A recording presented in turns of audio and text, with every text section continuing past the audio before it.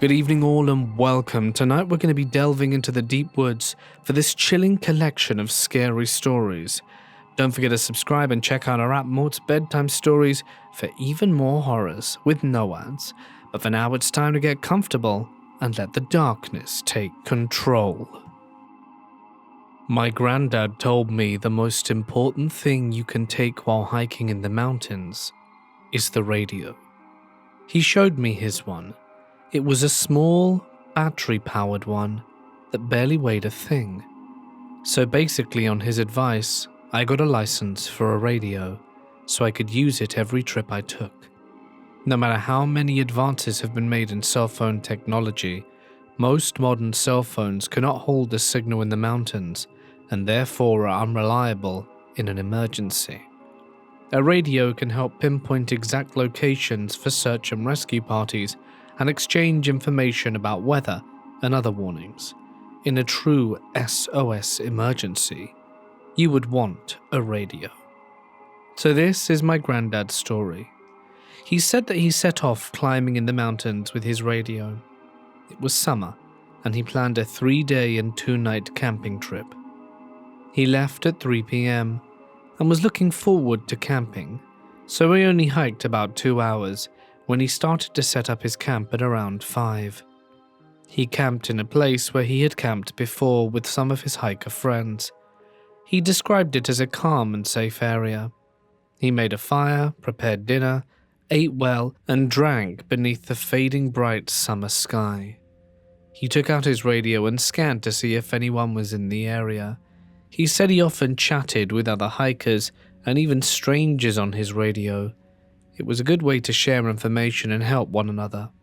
The frequencies he used were 144 and 430 megahertz. These are standards for radio. My grandpa tried to make the range of his frequencies as wide as possible, and he was able to receive transmissions from various frequencies. This is an account he heard from his radio that night. There was static when he heard someone over the radio say, "I'm at the point, another pass, and I guess this place under something, you know? I don't know if there's anything you can do for me." Grandpa responded by stating his location, asking for their position. "Stood by the great fence is where I am. Around me I can see a lot." Grandpa obviously couldn't make out what the guy was saying, so he asked again. "Face Rock. I'm at Face Rock." Face Rock, my grandpa thought. Then it dawned on him that a few hours from his location there was a famous landmark. It was a rock which looked as if it had a face. He knew the place well and would leave in the morning to find this person if they needed help. "Please confirm. You're by the rock shaped like a face. Should I call in a search and rescue team?" Thereafter, nothing but static hissed back in response. It was a creepy state of affairs. My grandfather felt that the person who spoke was in danger, and he thought he should call search and rescue before it got too late. Things were even stranger because no matter how many times he radio searched and rescue, he never got a reply. His radio was also suffering significant signal loss, which really stumped him. With little other options, my grandpa turned in for the night, in the hopes that he would find the stranded person himself at the rock shaped like a face in the morning. He barely slept that night, originally intending on leaving at 6 a.m., but he left at 4. He was very concerned. While he was walking, he was trying to get in touch with the stranded person again and again, and eventually got a reply. "I am still here." "That's great. I'm about an hour from you. Can you stay there?" "It's really weird around. I'm a bit scared." "Do you need search and rescue medical support? Let me know how I can help," my grandpa replied. "Oh, not any good, man. I don't know what to do."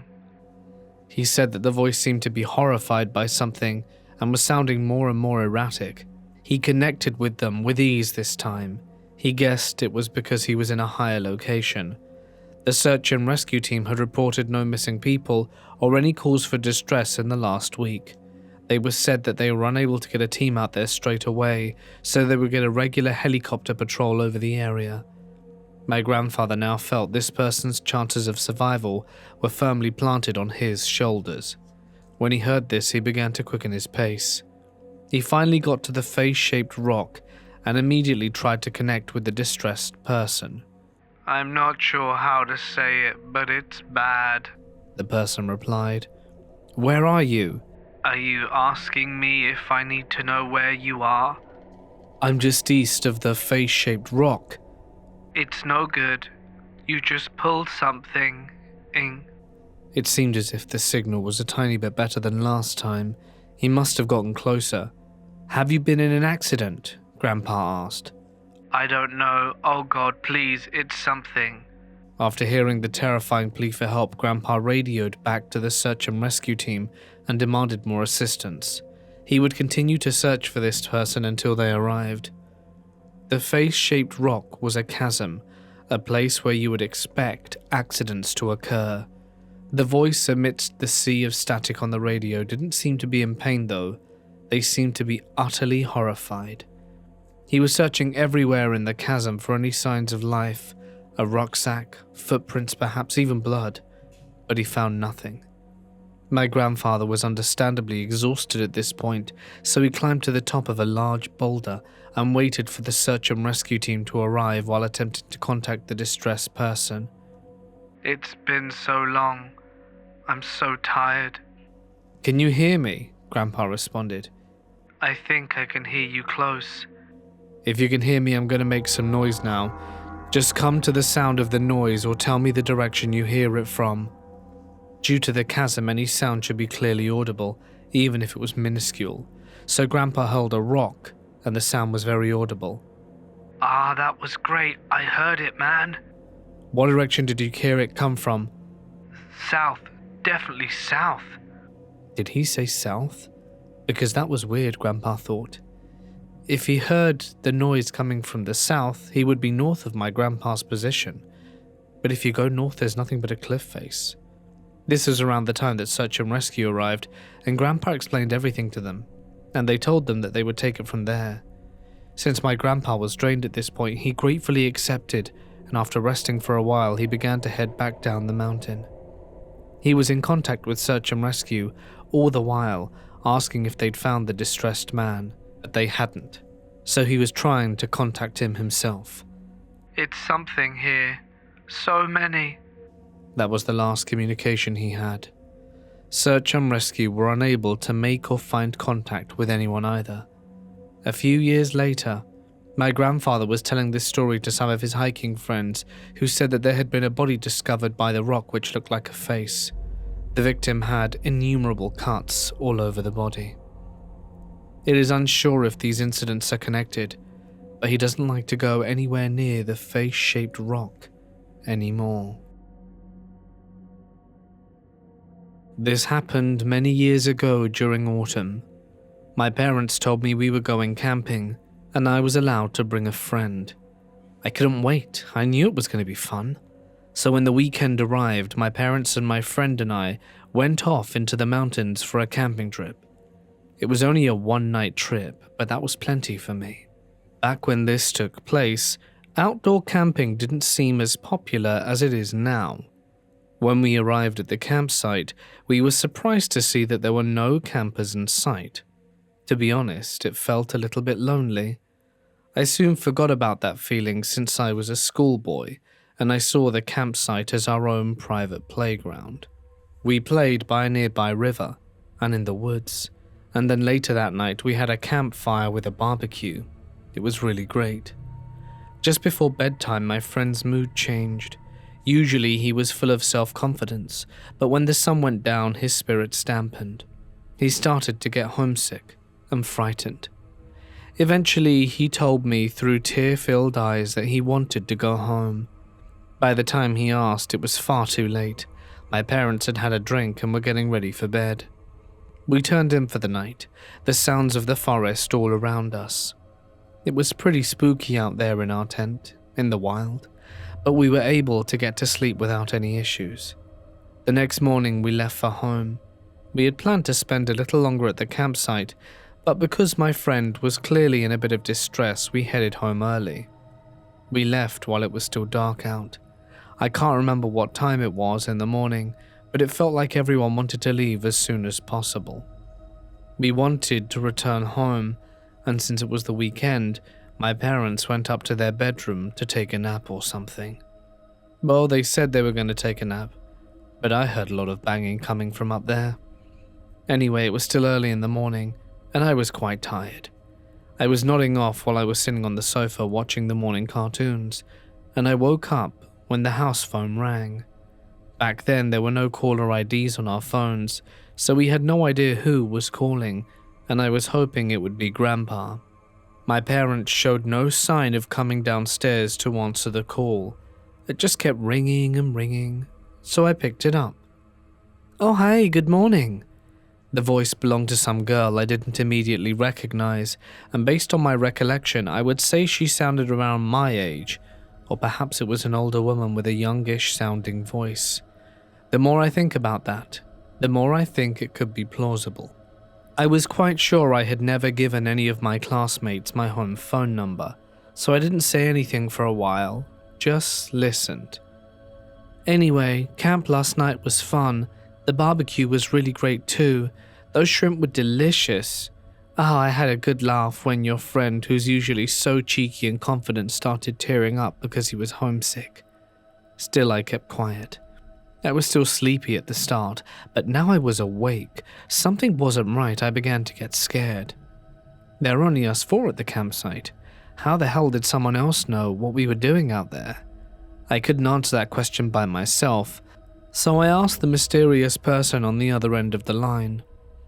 After some silence, some potentially shocked silence, I got my answer. Not the answer I wanted nor expected. Because we were together the entire time. And with that, I heard a click followed by the dial tone. I was really freaked out, but I instantly thought that it must have been my friend pranking me. I called him immediately, but he said he didn't tell anyone about what we did at the campsite except his parents. He said he was so embarrassed by everything he didn't even tell them he was homesick.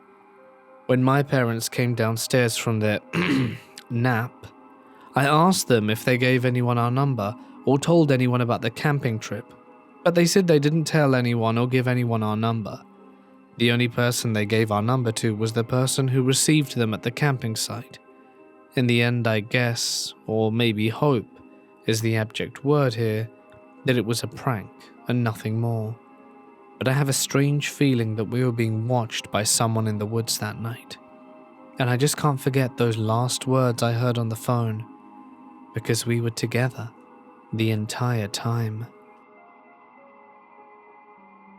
This happened 6 or 7 years ago, in late October one night, deep in the mountains.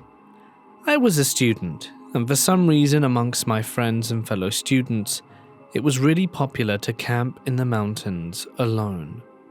Maybe we thought it was really zen and cool, or a test of courage.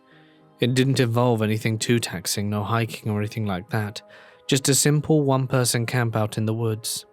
It was like a rite of passage or something. Everyone would come back from their solo trip and have a story to tell, and I wanted to try and give it a go myself. I found a place to camp and set up my tent. I made a little fire, cooked a meal, and enjoyed the simplistic pleasure of achievement this gave me. I have a vague memory of staring at the embers of the fire. It was hypnotic. I was thinking of turning in for the night. The day's activity and the night air had taken a toll on me and made me sleepy. I casually looked up, and my eyes were drawn to the forest ahead of my camp. Just over the flicker of the fire, I saw a sea of dense trees no more than 20 meters ahead of me, and amidst those trees, I saw something pale. I stared at the trees, trying to figure out what it was I was looking at, and then I heard myself mutter, "Why is it only a face?" Because there between the trees I saw a face peering at me in the dark. The forest was pitch black, yet the face was visible, and about 20 meters away from the mouth of the woods. There was no reason why I would be able to see someone standing there without the aid of any light. The face seemed to float. It seemed to be at least 10 meters off the ground. Usually in situations like this, people run away or scream, but I felt completely calm. I thought I was just overtired or something. I prioritized doubt over fear and attempted to remain logical. After a minute or two of watching the face in the woods, or perhaps a minute or two of the face in the woods watching me, it disappeared. I was sitting there mentally asking myself questions about what I had just seen. My eyes were naturally drawn back to the fire, and the face which had appeared in the woods was suddenly beyond the fire. Up close I could see that the owner of the face appeared to be around 40. The expression was completely blank. One word came to mind out there in the woods when I saw it up close, and that word was void. I was massively freaked out. How was this even possible? In the time it took for me to look away from the woods, it was right next to my fire. I was really frightened, and once again heard myself ask out loud, "What are you?" These words tumbled out of my mouth unintentionally. When I think about this incident nowadays, I'm at a loss as to why I wasn't in control of what I said that night. It was as if I was just responding with instinct, like the animals of the woods I was camping in, I suppose. Whatever I said seemed to have worked, because as soon as I posed my question, the face vanished. That face appeared because it wanted something. I just don't think it realized I wasn't vulnerable until it came close, and thank goodness my instincts kicked in. When I read about all the missing people cases which are reported across the world, somehow I remember that night and shudder, and wonder if that mysterious face in the night might have done something to me, taken me away, or horrors I can't even begin to imagine. What do you think?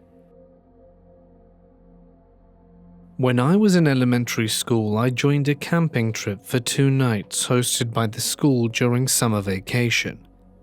The campsite was about 2 hours from the nearest town. It was a proper camping trip. Even though it was technically a campsite, it wasn't very well maintained. There was a kitchen and a bathroom, and that was good at least. It wasn't just tents, but the place wasn't in great shape. Everything was kind of shabby and dated. The toilet was more of an outhouse, and it was way out in a field. The campsite was really close to some swampland, and on the other side was a cliff. Even I remember thinking as a kid, it seemed a really unsafe place to camp.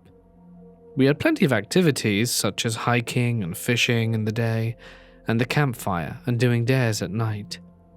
On the first night I was there, I took up one of these dares. I thought it would be a simple dare, but it was different to the ones I did at that age.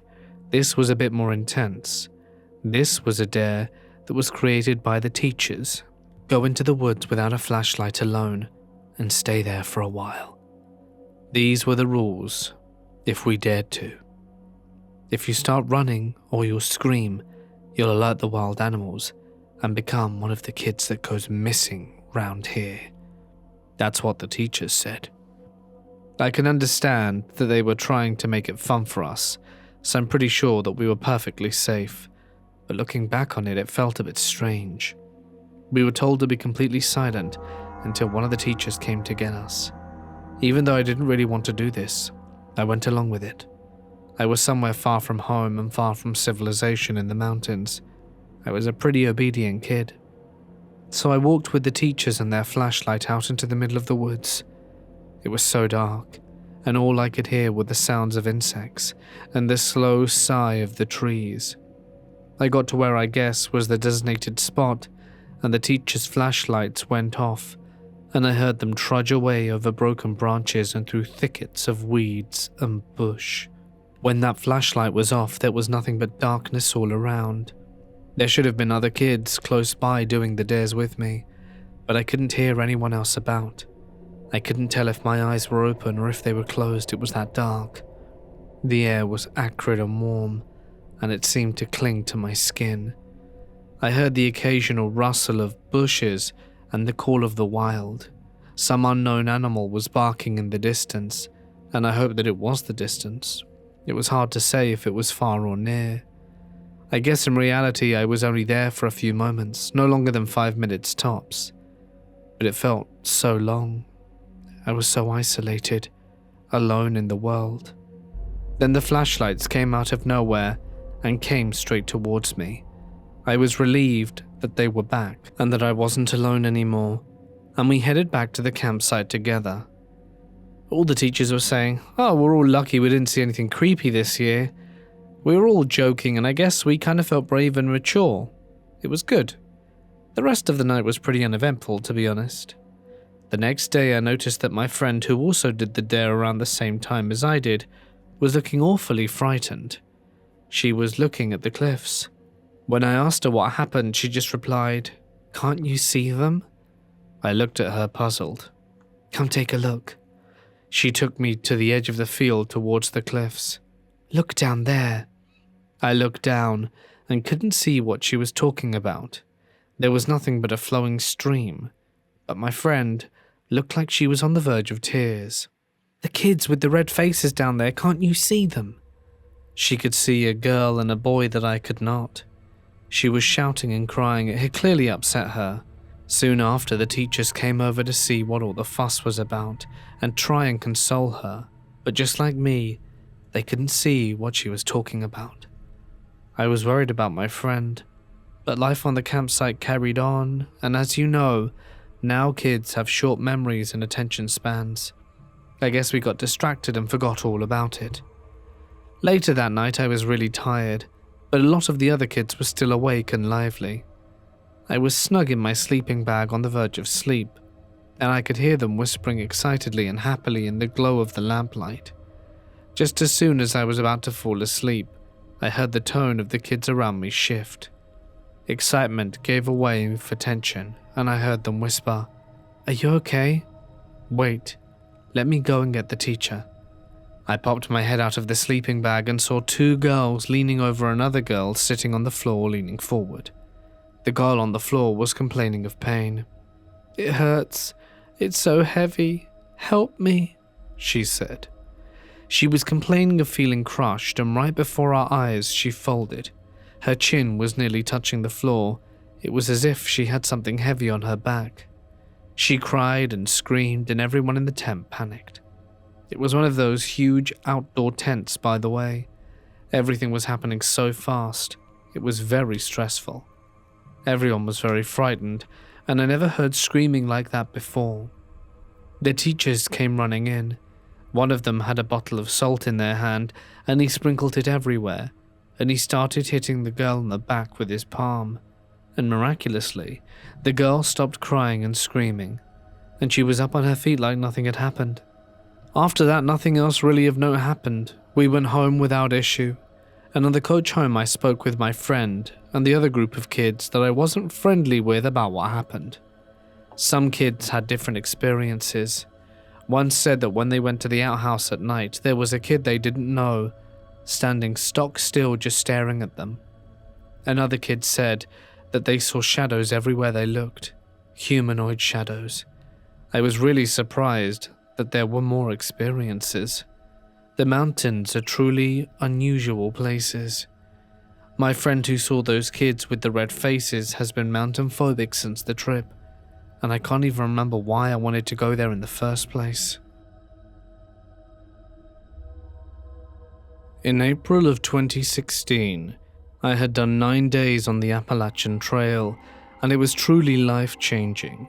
So I had the camping bug bad. The whole year I was hammock camping any possible chance I got. The farm I grew up on sits on a hill overlooking a creek bottom area where tobacco and soybeans are grown. An absolutely beautiful area, and the creek looks more like a small river at times. This is an area where arrowheads are found often. Just a mile away, an Indian burial ground was excavated when I was in the 4th grade, where the high school sits now. I remember it very well, and it was a half-mile walking distance from my home. Our driveway at one time had been a country road. It's not dead-ended, but it's our property. But who knows when that happened. At one time it was a well-travelled route, probably back when the county was settled originally at the very least. After all, it was only a mile as the crow flies from the county seat. The old road cuts deep into the hills, and there is a little offshoot gravel road that diverges off that goes down to the creek bottom in front of our house. I was feeling nostalgic and decided I was going to camp in the creek bottom at the end of that old gravel road. This is something we had done often in that general area growing up, and it felt as familiar to me as the back of my hand. There was an old barn that stood there when I was a little kid, but it was long gone, and I decided to make my camp on the opposite side of that road at the edge of the bottom, not even going as far as we usually did. I made a little fire, set up my hammock and chewed on a snack I had taken with me. For some reason I wasn't feeling all that comfortable. I was trying to settle down into the idea, but I was really ill at ease. Keep in mind, this is a place that is basically my parents' front yard, perhaps a quarter mile from their front door. I grew up here and have played in this very spot since I was a small child, but I was feeling extremely uncomfortable. I did 9 days on the Appalachian Trail without any feelings like what I was experiencing at that moment.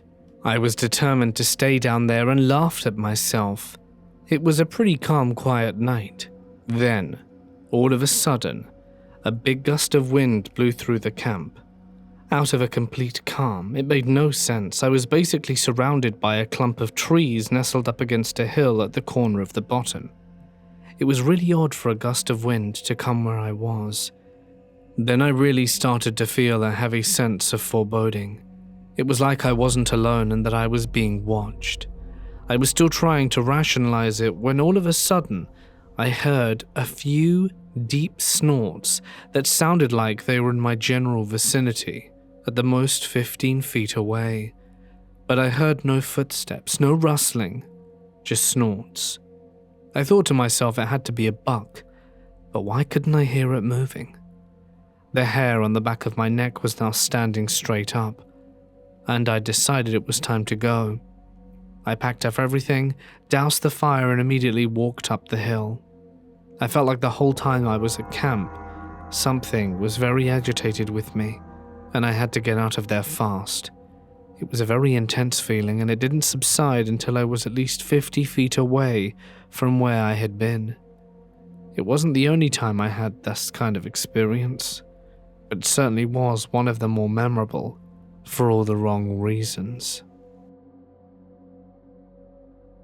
This happened when me and my friends were out hiking in the middle of the Canadian forest.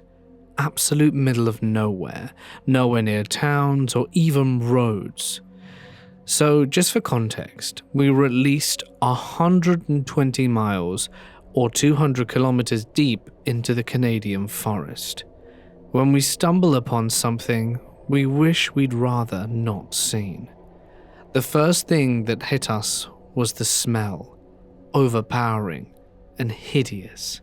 We carried on hiking a small while in the direction of the stench because it was on the trail, when we come upon a terrifying sight. There was a bear that had been crucified to a tree. Now, the bear itself wasn't the biggest, and the biggest they can get when it's an average male grizzly is 600 kilos. I don't know how the hell anyone managed to carry it up to the tree and then nail it to the tree as well. We all stare at each other in disbelief.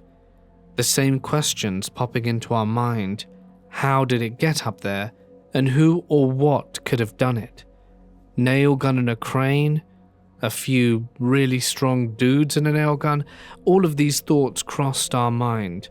But of course, as you already know, why the hell would anyone do this? Least of all, 200 kilometers away from the nearest town. We are in the absolute middle of nowhere at this point, and we all got the collective sensation that we needed to get out of here now. I've never really felt unease in the forest. until that moment. All the sounds and noises around us became crystal sharp, and we were on edge to make sure nothing wanted to deliver the same fate to us as that bear. Now most people are probably thinking, good story, yeah, that never happened. And honestly, I wouldn't blame you. But it happened to me.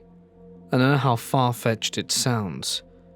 But that's one of the reasons I don't go that deep into the woods anymore.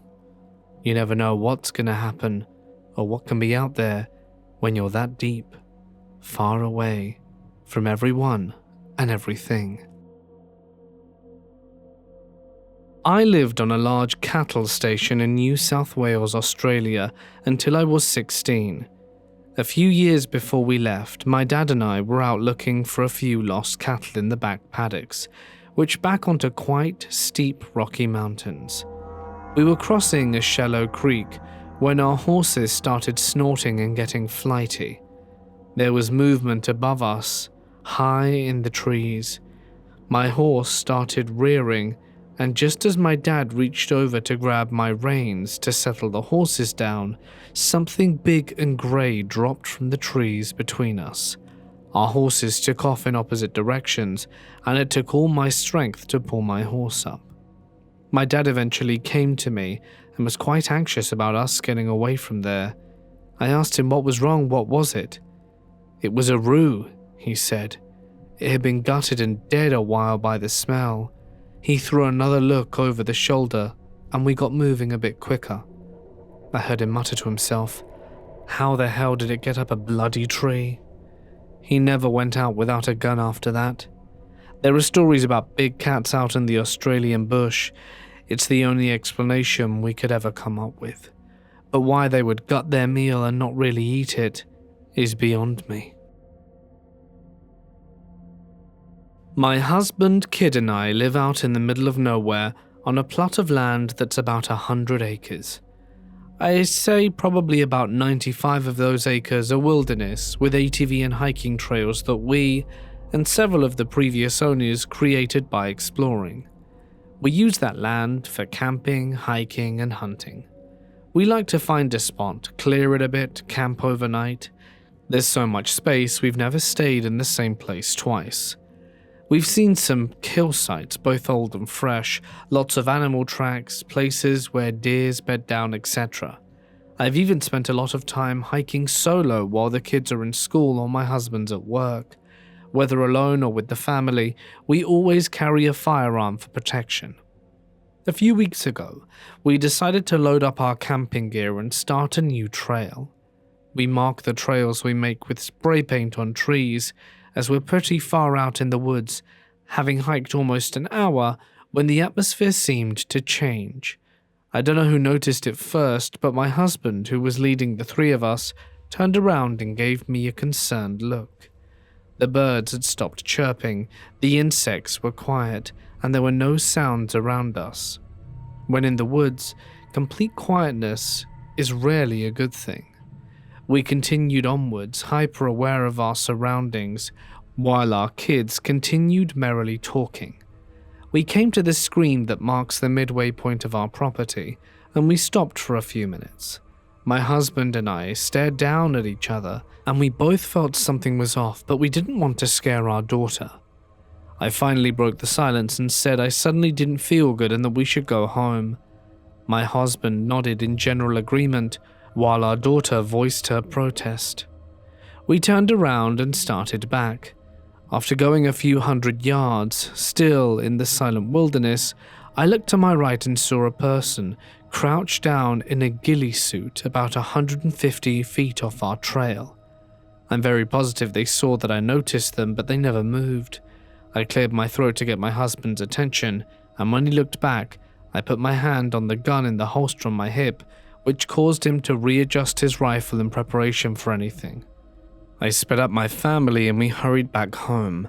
I told my husband as soon as we were inside, and we decided to call the police and report the trespasser, filed a report, and was told to call again if we saw anyone. A few days later, my husband and I went out alone and set up a bunch of deer cams.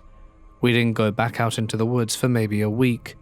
and then he and I ventured out to retrieve the cam footage. Out of the 9 cams we placed, we caught a person in a ghillie suit in 2 images.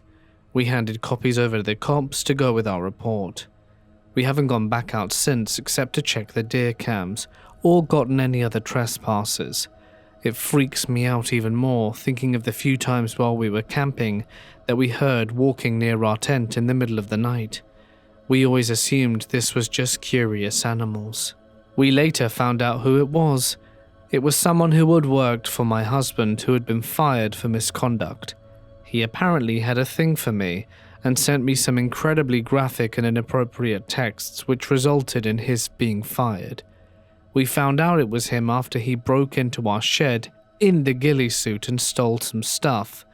We had a camera facing the shed and captured the ghillie suit creeper, but didn't know it was him until he tried to pawn something that had a serial number registered to us.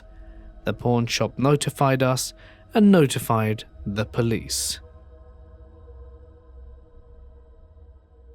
This takes place when I was 18 in the middle of the night. During this time in my life, I would often partake in night drives with 2 of my closest friends, Walsh and Dimitri. Because of our work schedules in college, the only time we could all meet up at once was during the night, sometimes even after midnight.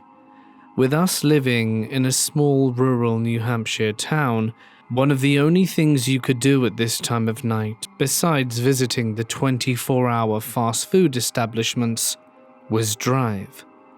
Those who live in New Hampshire know that even the largest of towns are almost always surrounded by rural communities and forest, and as such, there are a lot of winding roads that cut right through nature. This makes for perfect scenic driving and a great opportunity to get bored young adults like myself to hang out and pass the time.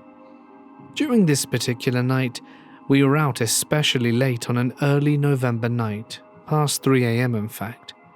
We were doing our usual rounds, driving through the night, when something caught our eye down the road. Usually out in the sticks, especially if it's New Hampshire, it's not uncommon to see wildlife such as white-tailed deer, raccoons, or even a turkey. So you always have to be on your guard, especially when driving through the night. One thing we did not expect, however, was a white Jeep Patriot parked on the side of the road near some mailboxes with its hazards on. Now, my friend Dimitri is infamously known for being loud and causing trouble.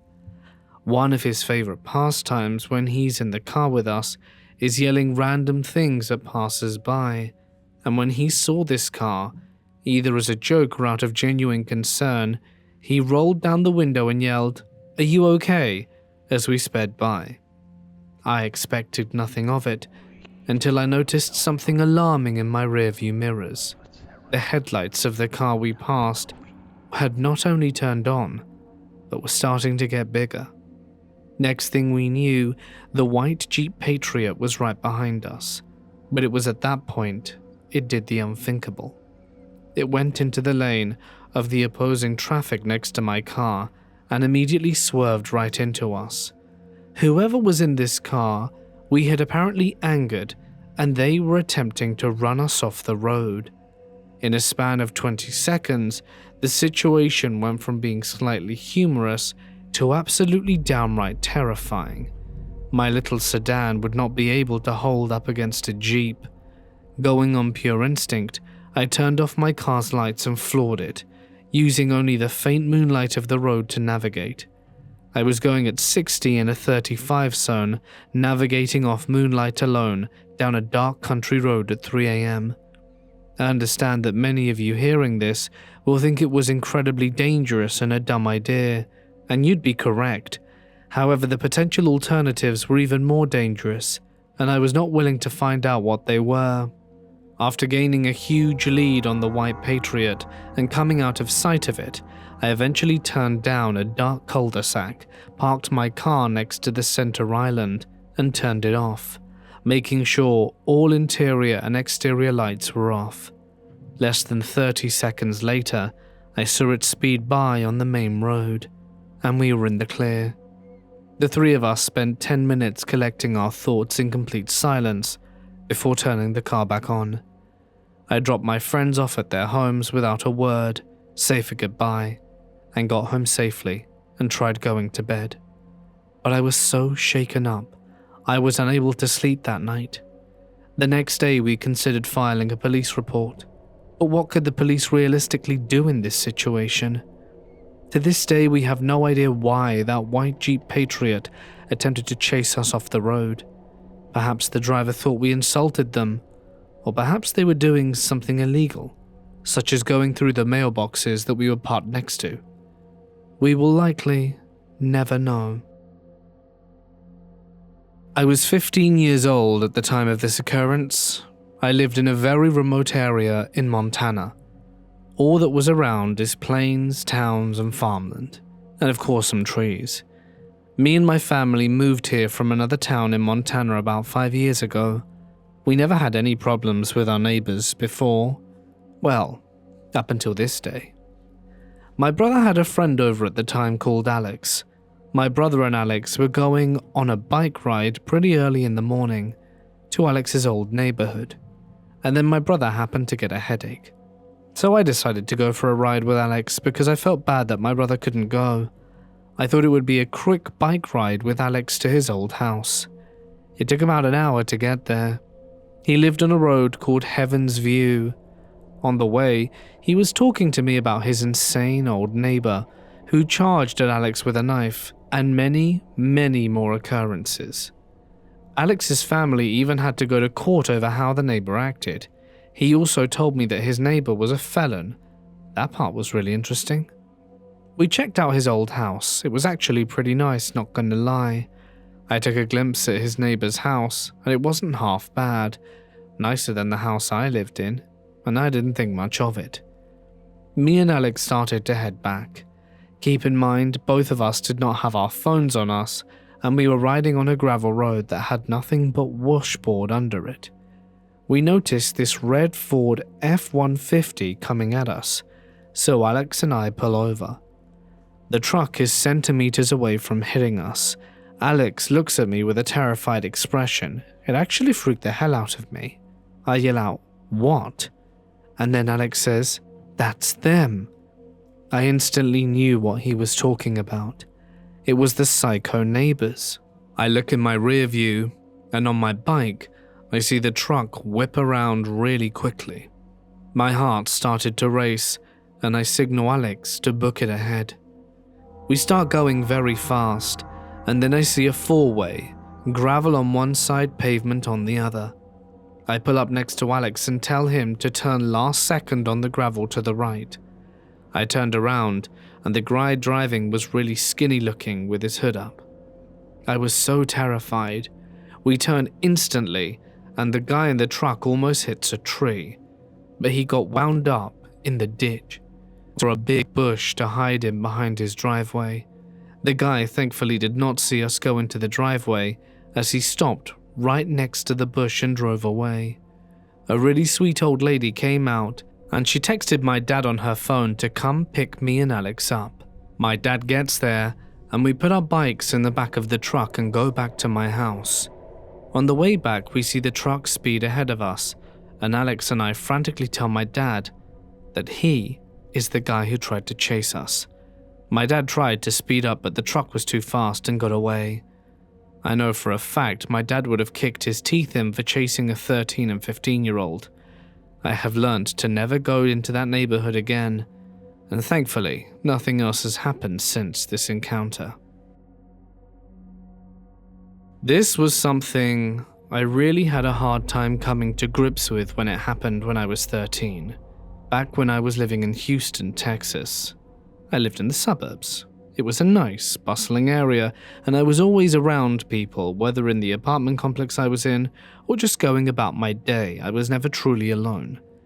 I had a good friend I still frequently talk to called Sarah. Her grandmother lived in Louisiana. I had never been one for long road trips, but thought having a nice girls' weekend with her would be fun, and I would bite the bullet and tried to enjoy myself for this car ride with her parents, me, and her in a stinky old minivan. Her grandma wasn't the nicest, but she liked me well enough, I think. We were out in the middle of the woods. She was extremely close to the Kisachi National Forest, so the homes were spread far apart and the woods were vast, the middle of nowhere. Her grandma had a thing for people being too close to her, so my friend and I were out in the woods playing and exploring these dense woods behind her property. There was a nice creek, and the trees seemed to muffle the outside world. There were birds chirping, and we saw lots of wildlife, lizards, squirrels, and chipmunks. This forest was crawling with life. It was amazing. We must have been out there for at least 2 hours because the sun started setting. We started to get antsy to return back. Now her grandma had a huge property, and she enjoyed her space, so you must understand there were no houses or neighbors beside her. She basically spent a fortune on her space. So anyway, we started following the winding creek back up to her house, since it was vertical to her place. When there was a noise behind us, it sounded like a wolf or a dog. I stopped and my friend heard it too. We listened. The noise persisted. There was nothing more terrifying than absolute silence and actually hearing something behind you, following you. We were a ways away, but we both were frozen in fear. I was expecting it was a coyote or some wild dog, but the footsteps from the dark drew closer. I heard a ragged breath that sounded almost less dog, more human. It started off quiet but grew louder and almost ravenous as it got closer. I slowly turned around as my vision adjusted to the dark. Now it sounded like something was dragging its legs through the leaves. Then it stopped. There was more silence. Nothing. No sounds, no panting, nothing. We were both petrified. We were now too scared to move an inch, because whatever it was that was with us was so close it would surely outrun and overtake us. Then we both heard the most bizarre sound in our lives. It was a deep, long moan, but it took us both by surprise. I managed to take a quick look at whatever it was. The sound was coming from a tree a couple of feet away from my friend, and that's when I saw it. One hand was gripping the tree, and through the dusk, I could see paper-pale skin and the eyes. I'll never forget them. They were wide and the mouth was gaping like that of a dead fish. I didn't have time to analyze if it was man, woman, or demon. Whatever it was, I just wanted to escape the woods. The sound stopped as I locked eyes and I felt my heart stop. My friend managed to tear herself out of her trance that we were both in, grabbed my arm and we booked it. We both started screaming and yelling to hopefully scare whatever was coming after us. Neither of us heard any noises behind us since we were so pumped on adrenaline. Running and screaming we didn't stop till we slammed the back door and locked it. Not 10 minutes after we got back, I demanded to go back home, and my friend was just as shaken up since both of us refused to stay in that house. So we got a hotel at a nice nearby place, and I left the next day. I tried to be in a good mood for the rest of the time I was there, and honestly it was a great trip, other than that walk in the woods. Her grandmother actually died 2 days after we left. Being alone on a crazy property like that, I was surprised a neighbor a few miles away came even to check on her.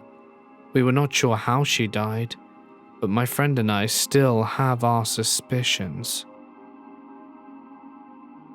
As a younger kid with uncaring parents, I'd explore outside a lot, living in a relatively rural area with no civilization for miles. Once I'd stumbled across an abandoned barn which had burns all over it and a large hole in the roof, as if some sort of object had crashed straight through it. But that's not even the weirdest part. There were pristine baby clothes without one wrinkle that were neatly folded around the entrance of the barn. I still have no clue to this day why those would be there, especially in an extremely unpopulated rural area. Could it be a homeless person? If so, why would they need the baby clothes? It definitely scares me. My friend and I were hiking several miles to camp in the wilderness. It started raining with sleet. It's about 35 Fahrenheit and late in the afternoon. We were 9 miles in, and there were no connection trails near this one. We see an older guy walking towards us on the trail, and it's the first person we've seen since we started. He's got zero equipment, soaking wet and wearing tennis shoes, t-shirt and blue jeans. He slurred, "It's beautiful out here, very quiet, and the colors." The closest town in the backwoods and known for drugs and meth. My friends and I have a few $1,000s worth of hiking and camping equipment on us. We get nervous talking to him and start walking away. He followed us for 50 yards, back for another 3 miles, and then we didn't see him again. But we didn't get much sleep that night at camp, wondering if he was just milling around, waiting for the opportune moment while we were asleep to steal our stuff for drug money or do something terrible to us. It was an unpleasant situation I would rather never happen again. About a year ago, I was at my cousin's house. Her house is at the end of a village and completely surrounded by forest, very isolated, and we decided we should go into the forest to have a kind of trip. We started walking into the forest, and we go into a part which, weirdly, it gets really dark once you enter, which is very strange, sort of a vacuum. So from what I knew at the time, once you entered that dark place, you're about 3 meters when you came across a beautiful lake, and when you got there, instead of a lake, we came across a mass grave of sheep. The lake was gone, and all that we could see were the remains of all these sheep. It was incredibly frightening for us, and of course we left shortly after. On a return visit, we went on what we thought was the exact same route, and we found the lake again. So this perplexed us. We still don't know why they're there or how they got there, but we never found them again. It was one of the more bizarre experiences we've ever had. Hey guys, it's Mort here, and thank you so much for listening. I hope you enjoyed tonight's scary stories from the middle of nowhere.